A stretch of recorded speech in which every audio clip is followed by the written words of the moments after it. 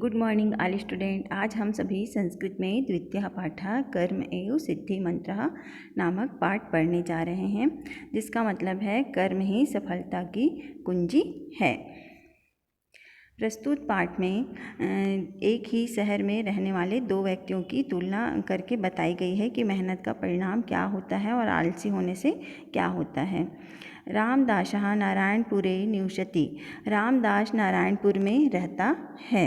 सह नित्यं ब्रह्म मुहूर्ते उत्थाय नित्य कर्माणि करोति। वह हमेशा ब्रह्म मुहूर्त यानी सूर्योदय से पहले उठ करके अपने नित्य कर्मों को करता है। नित्य कर्म यानी ब्रश करना, नहाना, पूजा करना, ये सारे कर्म करता है। नारायणम स्मृति, और नारायण यानी विष्णु भगवान को स्मरण करता है, उसका पूजा करता है। ततः परम पशुभ्या घासम ददाति। उसके बाद वह दूसरा कार्य जैसे कि पशुओं को घास देता है, पानी पिलाता है, ये सब। अनंतरम पुत्रेण सह क्षेत्राणि गच्छति। उसके बाद अपने पुत्र के साथ वह खेतों को जाता है। तत्र सह कठिनम श्रमम करोति।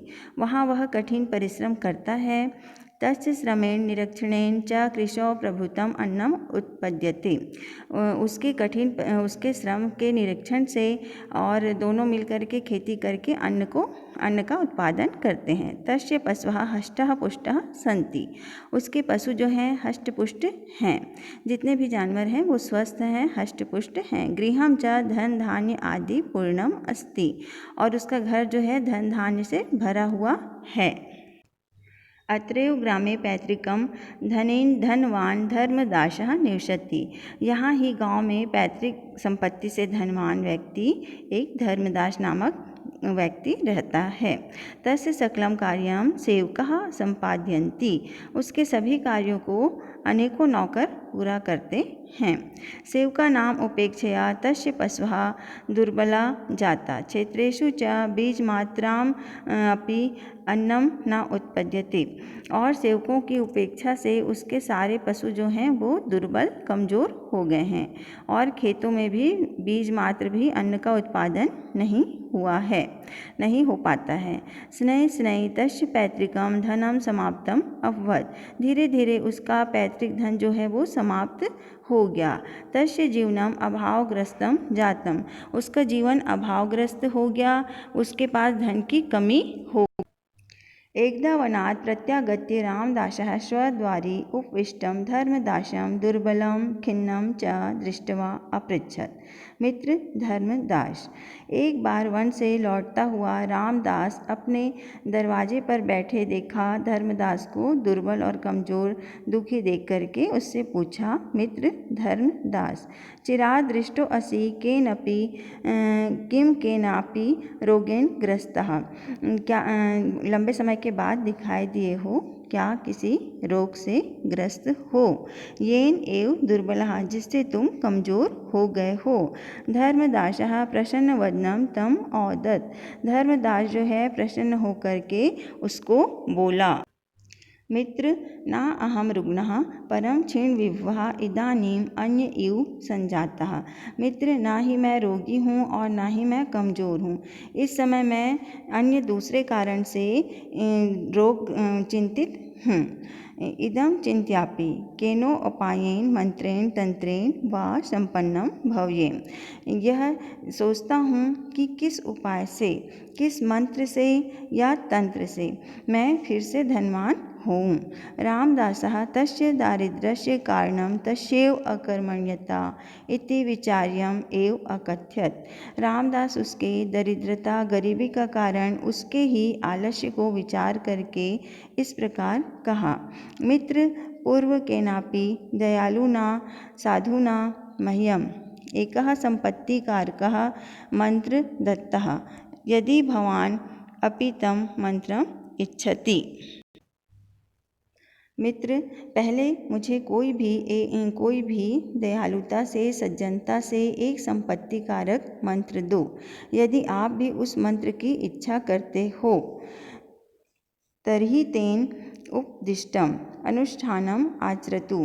तो ही उसके अनुष्ठान का आचरण करना चाहिए। मित्र शीघ्रम कथय तद अनुष्ठानम येन हम पुनः संपन्नः भवेयम। मित्र, जल्दी कहो उस अनुष्ठान को जिससे मैं फिर से संपन्न धनवान होऊं। रामदासा अवदत्। रामदास ने बोला, मित्र नित्यम सूर्योदयात् पूर्वम उत्तिष्ठ। मित्र, सबसे पहले हमेशा रोज सूर्योदय से पहले उठो। स्वपशूनां च उपचर्यां स्वमेव कुरु। प्रतिदिनं च क्षेत्रेषु कर्म कारणां कार्याणि निरीक्षस्व। उसने कहा कि रोज़ सूर्योदय से पहले उठो और अपने पशुओं के उपचर्या जैसे कि आहार देना, नहलाना, पानी पिलाना को स्वयं ही करो और प्रतिदिन खेतों में कार्य करने वालों के कार्यों का निरीक्षण स्वयं करो। अनेन तव अनुष्ठानेन प्रसन्नः सः महात्मा वर्षान्ते अवश्यम तुभ्यं सिद्धि मंत्रम दास्यति इति। दूसरा, तुम्हारे कार्य से प्रसन्न वह महात्मा वर्ष के अंत में अवश्य ही तुम्हारे लिए सिद्धि मंत्र को देगा। विपन्नः धर्मदासः संपत्तिम एकस्मिन्नेव वर्षे अभिलषन् यथोक्तम अनुष्ठानम अकरोत्। विपन्न यानी कि दुखी धर्मदास संपत्ति को एक ही वर्ष में प्राप्त करने की इच्छा से जैसा कहा गया वैसा कार्य किया। नित्यम प्रातः जागरेण तस्य स्वास्थ्यम अवर्धत। रोज़ सुबह उठने से उसका स्वास्थ्य जो है अच्छा रहा, वो स्वस्थ रहा। तेन नियमेन पोषिता पशवः स्वस्थः सबलः च जातः। उसके नियम का पालन करने से उसके द्वारा जो पाले गए पशु थे वो स्वस्थ हुए, मजबूत हुए, शक्तिशाली हुए।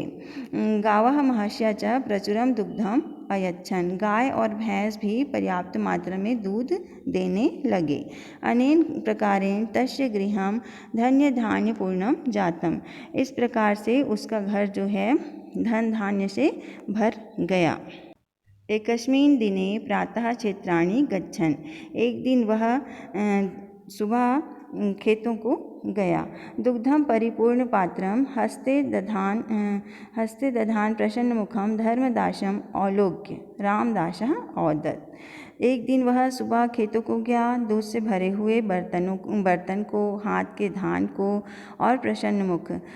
जब सब कुछ होता है इंसान तब खुश होता है, तो ऐसे ही वो खुश था, उसके चेहरे से खुशी झलक रही थी। तो प्रसन्न मुख धर्मदास को देखकर रामदास बोला, किम त्वं कुशलमसि? क्या तुम कुशल हो?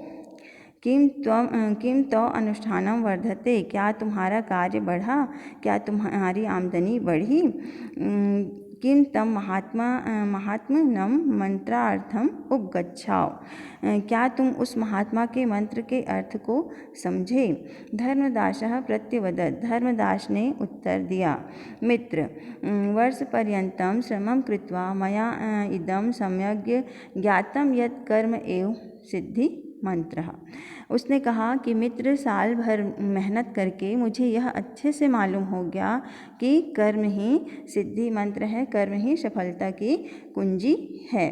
तस्यैव अनुष्ठानेन मानवः सर्वं अभीष्टं फलं लभते। उसके ही अनुष्ठान से सभी मनुष्य को इच्छित फल प्राप्त होता है। तस्यैव अनुष्ठानस्य प्रभावेन सम्प्रति अहम पुनः सुखम समृद्धिं च अनुभवामि। उस ही अनुष्ठान के प्रभाव से इस समय मैं फिर से सुख और समृद्धि का अनुभव करता हूँ। तौ प्रसन्न भूत्वा स्वस्थानम अगच्छताम। वे दोनों प्रसन्न होकर के अपने अपने स्थान घर को गए। तो प्रस्तुत कहानी में ये बताया गया है कि मेहनत करने वालों के पास सब कुछ होता है और मेहनत से ही हम सफलता प्राप्त कर सकते हैं। उम्मीद है कि आप सबको कहानी बहुत पसंद आई होगी। धन्यवाद। Thank you.